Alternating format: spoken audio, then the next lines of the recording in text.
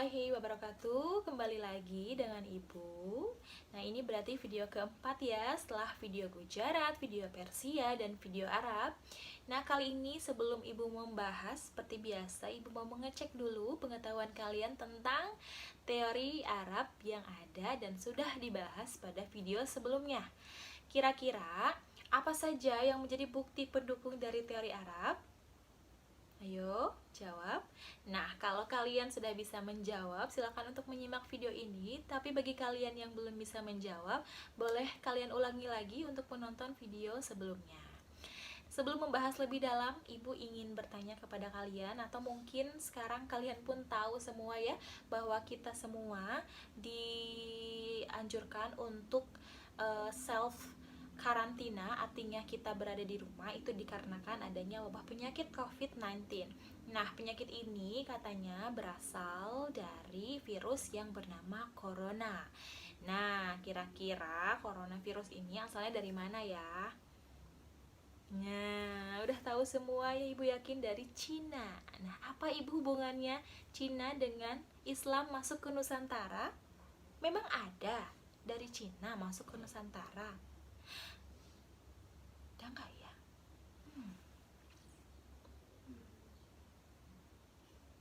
Nah, walaupun kita tahu saat ini Cina memiliki ideologi sosialis komunis, ternyata dalam sejarahnya Islam pernah menyebar sampai ke Cina.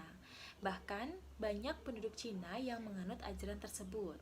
Dan beberapa juga meyakini bahwa orang Islam dari Cina ini pernah menyebarkan Islam ke Nusantara. Nah, sebelumnya Ibu akan membahas mengenai sejarah singkat Islam dari Cina.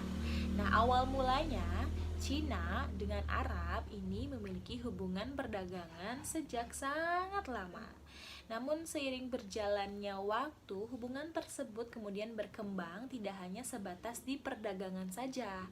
Nah, pada saat itu, pada masa Khulafa ar-Rasyidin ketiga yang dipimpin oleh Utsman bin Affan, nah beliau mengirim utusan secara resmi ke Cina pada abad ke-7 Masehi. Nah, utusannya ini dipimpin oleh Sa'ad bin Abi Waqqas dan rombongan musliminnya. Alhamdulillah katanya diterima dengan baik oleh Kaisar Yonghui dari dinasti Tang. Nah, menariknya, Kaisar Cina itu memperbolehkan umat Islam untuk tidak melakukan tradisi penyembahan di hadapan Kaisar. Jadi hal ini menunjukkan bahwa Kaisar Cina memiliki rasa toleransi yang tinggi terhadap umat Islam. Karena kita semua tahu bahwa Islam melarang untuk menyembah manusia ya. Kemudian, Kaisar Cina juga memperbolehkan untuk membangun masjid di Cina. Nah, masjid tersebut dibangun dan dipimpin oleh Sa'ad bin Abi Waqqas pada tahun 742 Masehi di Provinsi Guangzhou dan diberi nama Masjid Huangseng. Nah, Masjid Huangseng inilah yang menjadi masjid tertua yang ada di Cina.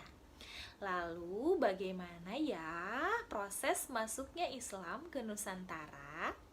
Islam masuk ke Nusantara bersama migrasinya orang-orang Kanton pada abad ke-9 Masehi.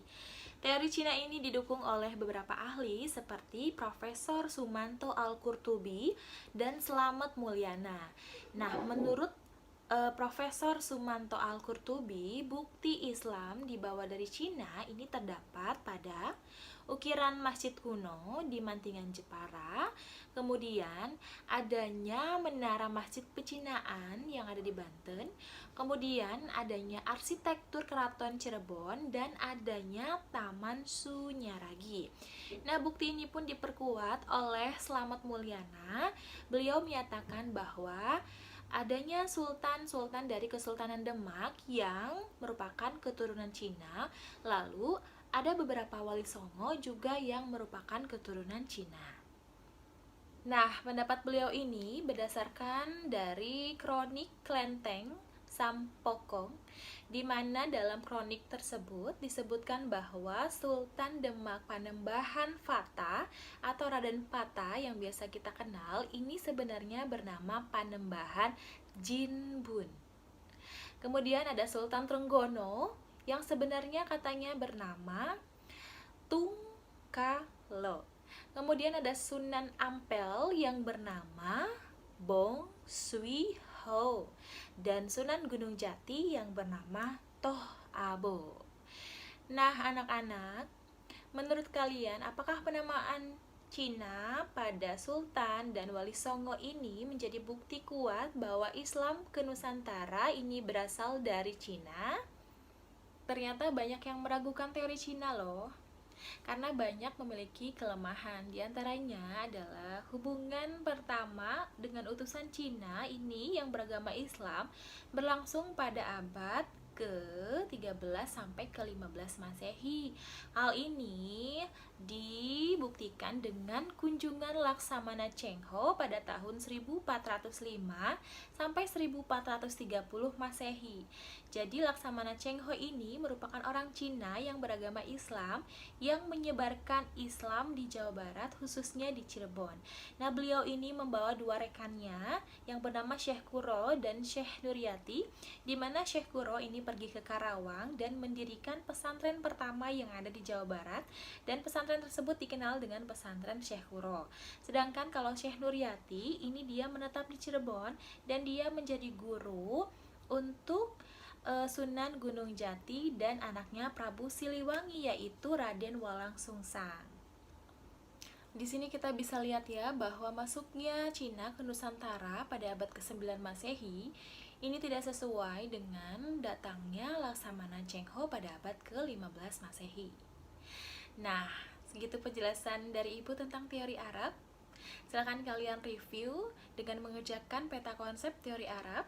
Jangan lupa untuk dikerjakan di kertas HVS.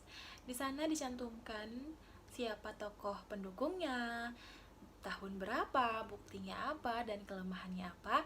Dan juga jangan lupa untuk memposting foto diri kalian yang sedang menyimak video Ibu. Terima kasih Ibu ucapkan, semoga bermanfaat. Wassalamualaikum warahmatullahi wabarakatuh.